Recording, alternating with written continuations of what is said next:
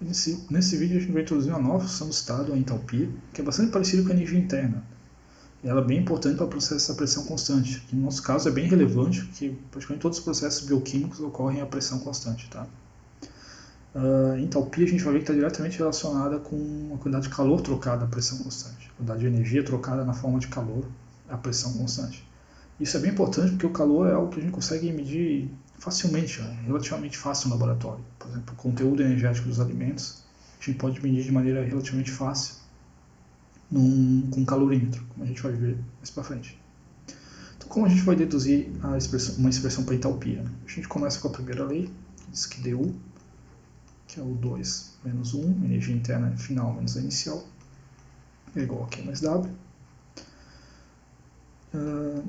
Se a gente admitir que o processo é a pressão constante, então a gente vai botar um subscrito P aqui já no Qzinho para indicar que é a pressão constante. E a gente sabe que daí, nesse caso, W é menos PDV, trabalho é menos PDV.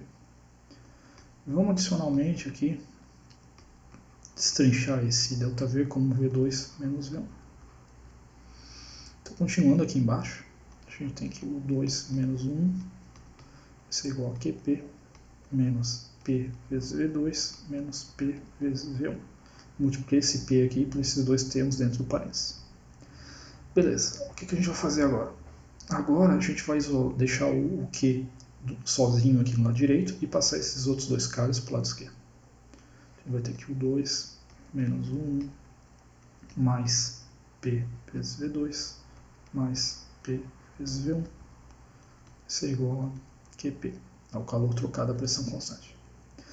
Beleza, agora o que a gente vai fazer? A gente vai juntar esses dois termos aqui, que envolvem esse subíndice 2, envolve o estado final, e juntar esses outros dois termos aqui, vou até botar em outra cor, que envolvem o estado inicial.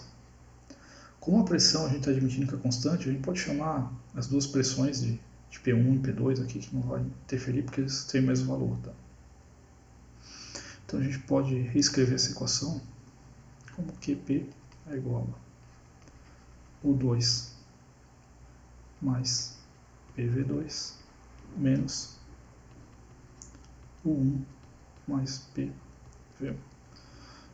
Então isso aí sugere que a quantidade de calor trocada, a quantidade de energia trocada na forma de calor à pressão constante é igual a um termo que depende só do estado final menos um mesmo termo que depende só do estado inicial.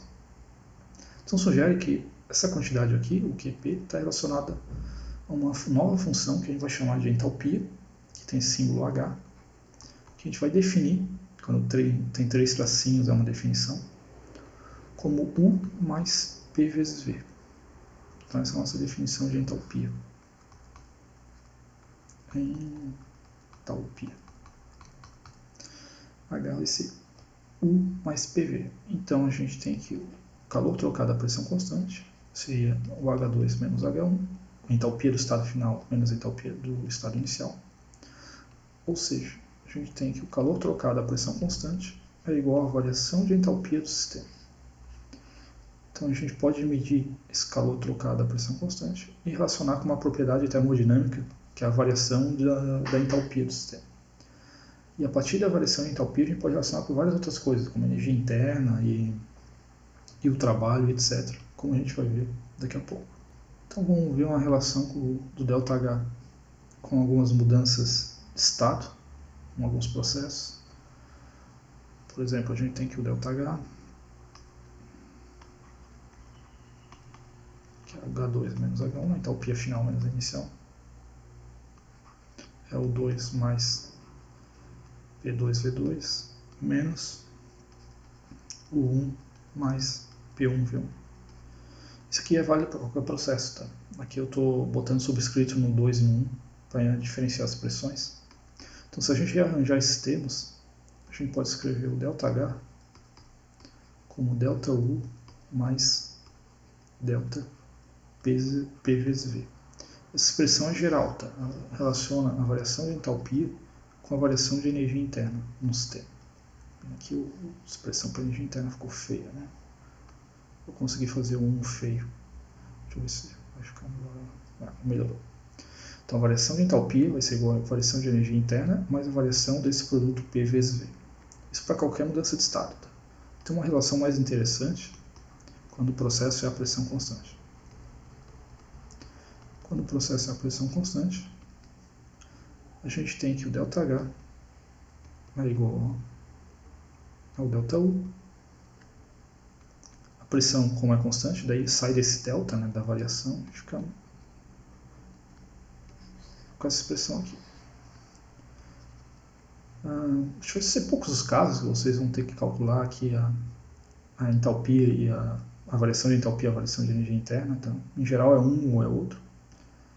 Mas fica aí o registro dessas duas expressões. Nos próximos vídeos a gente vai ver como aplicar a primeira lei para os gases ideais. Daí a gente fecha essa questão da primeira lei, resolve o exercício e faz um resumo.